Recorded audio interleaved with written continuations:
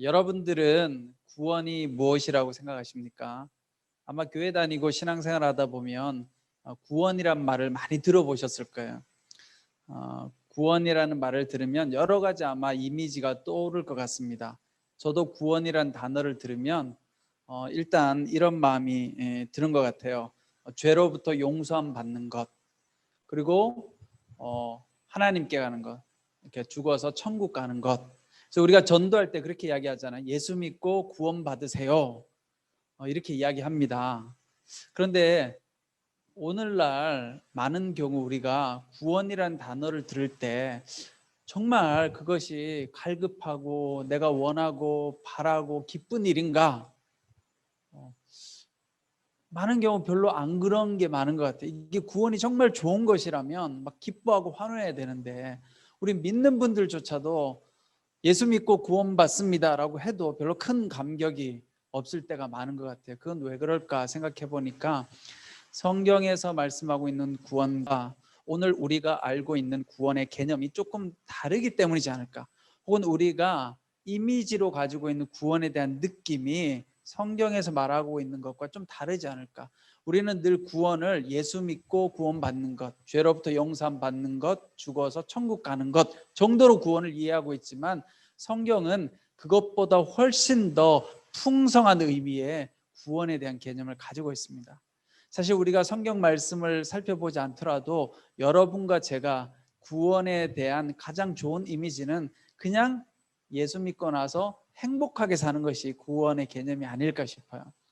누구나가 예수님 믿고 나서 행복하고 기쁘고 또 이 땅에서 잘 먹고 잘 사는 것, 그것이 대부분이 가지고 있는 구원의 개념일 것 같습니다. 그런 의미에서 저는 오늘 성경에서는 정확하게 구원을 무엇이라고 말하고 있는가, 이 짧은 설교 시간이지만 신약과 구약 성경 전체를 통틀어서 제가 한번 정리하는 시간을 갖고자 합니다. 성경 말씀에 보면 이 구원이라는 단어가 한 500회 정도 나온다고 해요. 구약 성경의 약 3분의 2의 내용이 나옵니다. 구원에 대한 내용이. 첫 번째, 구약 성경 말씀에서 구원에 대한 첫 번째 개념은 속박으로부터의 해방을 구원이라고 이야기해요. 그러니까 우리가 구원이라고 이야기할 때 첫 번째는 속박, 어떤 것에 이렇게 구속당해져 있다가 풀려나는 것, 그 이야기의 시초가 바로 출애굽 이야기죠. 출애굽. 이스라엘 백성들이 속박당해 있다가 바로로부터 이집트 땅에서 탈출하는 것이 바로 구원의 첫 번째 개념입니다. 그래서 이스라엘 백성들이 노예 생활을 하다가 탈출함으로 말미암아 정치적으로 또 경제적으로 종교적으로 자유함을 얻게 되어지죠. 출애굽기 14장 30절에 보면 이렇게 말씀하고 있어요. 그날에 여호와께서 이같이 이스라엘을 애굽 사람의 손에서 구원하시매. 자, 여기에 말하고 있는 구원은 뭐냐? 정치적인 구원이요, 또 경제적인 해방이요, 또 종교적인 구원을 말합니다. 여러분, 오늘 우리의 삶에도 이런 구원이 필요하죠. 살아가다 보면 나도 모르게 속박된 삶을 살 때가 있어요. 그래서 하나님 앞에 기도해야 됩니다. 하나님, 묶여있는 이 삶 가운데서 벗어나게 해주십시오. 경제적인 속박 때문에 우리가 다 힘들어 하잖아요, 요즘. 그렇죠? 또 지금은 한국 사회가 정치적인 속박 때문에 힘들지는 않지만 어쨌든 어떤 사람들은 정치적인 속박 때문에 힘들어하기도 하고, 또 어떤 이들은 종교적인 속박, 자기도 모르게 이단 종교나 신천지 같은 데 가서 이렇게 속박되어져 사는 경우가 많이 있죠. 두 번째는 구약 성서에 나와 있는 구원의 개념은 귀양살이에서의 귀한, 그러니까 포로 생활로부터의 귀한을 구원이라고 이야기합니다. 여러분, 기원전 6세기에 이스라엘 백성들이 하나님을 불순종하는 죄를 짓고 바벨론의 포로로 끌려가죠. 그렇죠? 그래서 포로 생활을 합니다. 억압당한 채 70년 정도 생활을 하다가 고레스 황제에 의해서 다시 이스라엘 백성들이 고향 땅으로 돌아오게 되어지죠. 이사야서에 보면 이렇게 기록하고 있습니다. 너희의 하나님이 이르시되 너희는 위로하라, 내 백성을 위로하라. 그는 목자같이 양떼를 먹이시며 어린 양을 그 팔로 모아 품에 안으시며 젖먹이는 암컷들을 온순히 인도하시리로다. 자, 하나님은 선지자들을 통해서 끊임없이 이스라엘 백성들이 포로 생활에서 돌아올 것이다 라고 끊임없이 예언합니다. 그래서 포로 생활 가운데서 다시 회복되어지는 것이 바로 구원의 개념이다라는 것을 알 수 있습니다. 우리가 오늘 살아가면서 우리도 그렇죠. 여러분, 물리적인 포로 생활은 아니지만 우리가 정신적인 포로 생활에 사로잡힐 때가 많잖아요. 그렇죠? 내가 원치 않는데 불안과 근심과 걱정과 때로는 망상적 사고와 이런 것들에 포로되어져서 우리가 힘들게 살아가죠. 그때 하나님 앞에 우리가 구원을 위해서 기도할 필요가 있습니다. 구원이라는 거예요. 세 번째, 구약 성경의 구원의 개념은 위험으로부터의 구출이에요. 위험으로부터. 시편에 보면 주로 위험 가운데서 하나님 나를 구원해 주십시오. 또 죽음 가운데서 나를 구원해 주십시오. 또 질병 가운데서 나를 구원해 주십시오. 이런 기도가 많아요. 그러니까 우리는 이런 기도를 하나님 앞에 드리면 하나님 구원해 주십니다. 다윗이 이렇게 고백하죠. 여호와여, 돌아와 나의 영혼을 건지시며 주의 사랑으로 나를 구원하소서. 악을 행하는 자에게서 나를 건지시고 피 흘리기를 즐기는 자에게서 나를 구원하소서. 그래서 우리에게는 이런 구원을 위해서 하나님 앞에 기도하면 하나님께서는 우리의 기도를 들으시고 위험 가운데서 또 질병 가운데서 또 죽음 가운데서 우리를 구원해 주신다는 거예요. 이런 구원의 개념을 우리가 알고 기도하는 것이 필요합니다. 자, 이제 신약 성경에는 또 구원의 다양한 의미가 있습니다. 복음서에 보면 예수님께서 눈먼 자들의 눈을 뜨게 합니다. 자, 물론 시각장애인들의 눈을 뜨게 하는 그런 단순한 의미도 있지만 여러 가지 여긴 영적인 의미가 있어요. 왜냐하면요, 많은 사람들이 눈을 떠서 보고 있지만 하나님 나라를 보지 못하는 거예요. 시각장애인의 눈을 뜨게 해주면서 그래서 눈이 떠서 현실 세계를 보지만 그 말씀을 통해서 비유적으로 우리에게 표현하고 있는 거예요. 눈 뜨고 있는 너희들은, 눈 뜨고 있는 너희 바리새인들은 진짜 영혼의 눈을 뜨라라는 거죠. 우리가 예수님을 믿고 나서 구원받는 것 중에 하나는 우리의 생각의 눈이 띄어지는 거예요. 그 전에 예수님을 알지 못할 때는 여러 가지 세상의 삶의 방식과 세상의 사고방식에 붙잡혀서 살아가는 거예요. 그러나 예수님을 믿고 나면 진짜 중요한 것이 무엇인지, 어떤 삶을 살아가는 것이 의미 있는지에 대해서 눈을 뜨게 된다는 거죠. 그것도 구원이라는 거예요. 그러니까 여러분, 우리가요, 생각이 달라지면 시선이 달라지잖아요. 그렇죠? 사람도 관심 있는 것만 눈에 보여요. 네. 여러분, 보는 걸 우리가 보는 것 같지만요, 눈에 보이는 게 아니고요, 가만히 보면요, 내가 관심 있고 생각하는 게 눈에 보이는 거예요. 그러니까 관심이 많으면 그 관심 많은 게 보이기 시작하는 거죠. 우리가 하나님 나라를 보고자 마음속에 소망을 품고 기도하면 그 하나님 나라가 눈에 보이기 시작하고 그 하나님 나라가 내 삶 가운데 임할 때 참된 천국을 경험할 수 있게 되어지는 것입니다. 이것이 바로 구원이라는 거예요. 그래서 여러분, 사도 바울이 이런 눈뜸의 변화가 일어나요. 갈라디아서 2장 20절에 보면 우리가 잘 아는 말씀이지만 이렇게 고백합니다.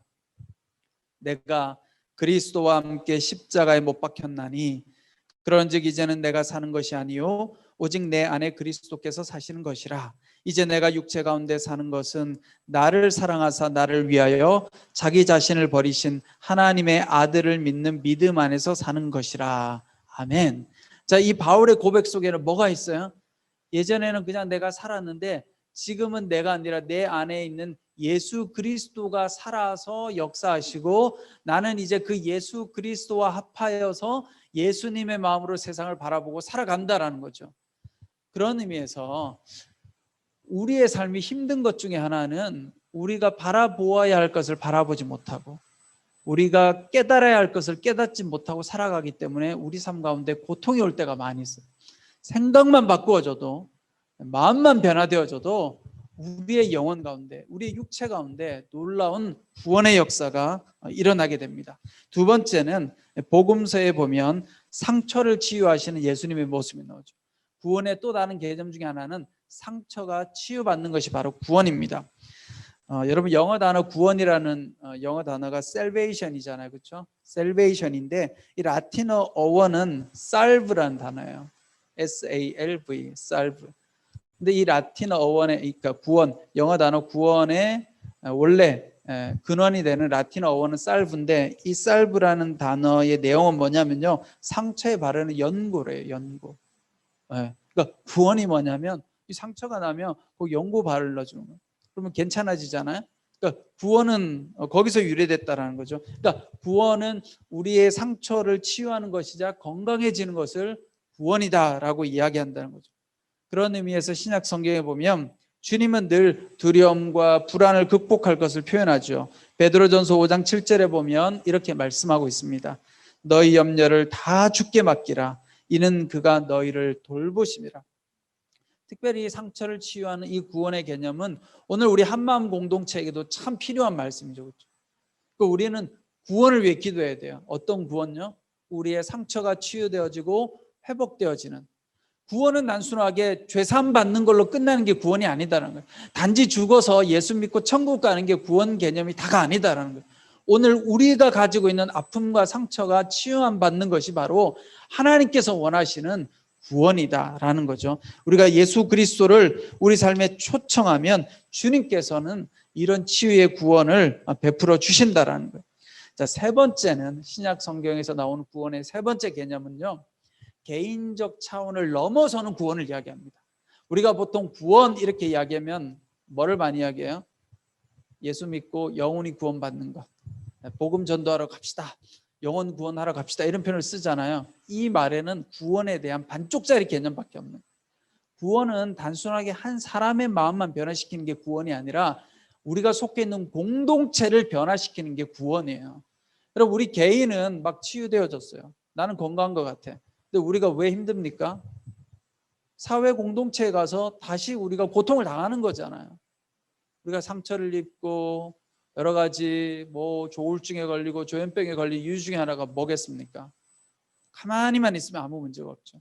그런데 나를 힘들게 하는 혹시 가정이 있을 수도 있고, 또 직장이 있을 수도 있고, 학교 생활이 있을 수도 있고, 그래서 나를 고통스럽게 만드는 그 공동체가 있기 때문에 우리가 건강하게 살아가기가 어려운 거예요. 그러면 우리의 삶 가운데 구원이 일어나려고 하면 나만 괜찮으면 되는 것이 아니라 함께 살아가는 공동체가 건강해져야 되는 거예요. 하나님은 이 세상 가운데 공동체가, 이 땅의 나라들이 구원받기를 원하신다는 거예요. 그럼 여러분, 우리가 속해 있는 사회나 국가 공동체가 구원받으려고 하면 어떤 일이 일어나야 돼요? 두 가지가 필요해요. 하나는 정의가 임해야 돼요. 정의가. 이 땅 가운데 정의가 이루어져야 돼요. 세상은 정의롭지 못해도 난 상관없어, 우리끼리 교회에 앉아가지고 예배 잘 드리고 은혜 받으면 끝이지. 여러분, 그렇지 않아요. 우리끼리 아무리 은혜 받고 좋으면 뭐예요? 세상에 나가면 고통이 따르고 힘이 들잖아요. 그러니까 우리가 하나님의 구원을 위해서 기도할 때는 이 땅 가운데 정의가 이루어지도록, 하나님의 정의가 이루어지도록, 그리고 평화가 이루어지도록 기도할 필요가 있다라는 것입니다. 자, 마지막으로 성경에서 말하는 구원의 의미는 샬롬이에요. 샬롬. 우리가 샬롬하고 인사하잖아요. 그렇죠? 주일학교 갔을 때도 샬롬하고 인사하고. 근데 우리가 많이 이야기하는 샬롬이 평화라는 뜻인데, 그 샬롬의 그 평화라는 개념은요, 그냥 너 행복하게 잘 지내니, 이 정도 개념이 아니에요. 전인적인 평화를 이야기해요. 몸도 평화가 있어야 돼요. 아프지도 않고.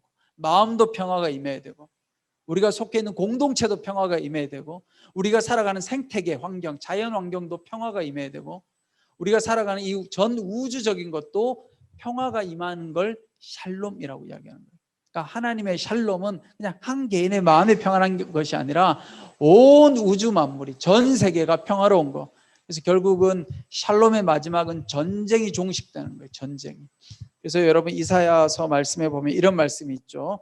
그가 열방 사이에 판단하시며 많은 백성을 판결하시리니 무리가 그들의 칼을 쳐서 보습을 만들고 그들의 창을 쳐서 낫을 만들 것이며 이 나라와 저 나라가 다시는 칼을 들고 서로 치지 아니하며 다시는 전쟁을 연습하지 아니하리라. 여러분, 이 땅의 진정한 구원은 뭐예요? 전 세계 전쟁이 멈춰야 돼요. 이 대한민국 땅 가운데 전쟁이 멈춰야 되는 거죠. 그렇죠? 그리고 우리 안에 있는 모든 미움이 멈추는 것이 진정한 샬롬이라는 거예요. 그러니까 오늘 우리가 기도할 때는 이 모든 것을 놓고 하나님 앞에 기도해야 되는 거예요. 구약 성경에 나오는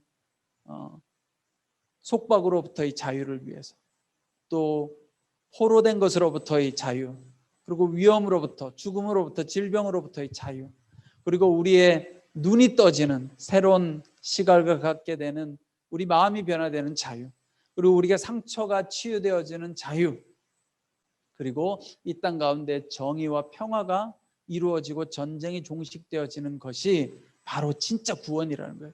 그래서 우리는 이 구원을 날마다 하나님 앞에 부르짖어야 돼요. 그러면 하나님께서 역사하시고 이루어 주실 줄 믿습니다. 저는 2021년 우리 한마음 공동체가 하나님 내 영혼도 고쳐주시고 내 마음의 상처도 고쳐주시고 또 내 삶의 구원도 이루어주시고, 그럼 그렇게 보면요, 우리가 잘 먹고 잘 사는 게 꼭 기복주의라고만 말할 수 없어요. 성경은 분명히 생명이 풍성해지는 것이 복이라고 이야기합니다. 근데 기복주의는 단순하게 나만 잘 먹고 잘 사는 게 기복주의잖아요. 그건 문제가 되지만 우리가 더불어 함께 잘 먹고 잘 사는 건 정말 중요한 거예요. 그러니까 우리는 이런 전인적 구원을 하나님 앞에 기도해서 우리 삶의 전적인 영역에서 다 구원을 맛보아야 돼요. 그럴 때 우리가 진정으로 행복하지, 뭐 내 상처 조금 치유되어지고 몸이 아픈 사람은 몸이 조금 치유되어지면 그 부분적인 구원밖에 안 이루어지는 것이죠. 그런 의미에서 우리 2021년 한마음 공동체 모든 성도님들이 하나님 앞에서 모든 구원의 놀라운 경험을 하게 되는 축복이 있기를 간절히 축원합니다.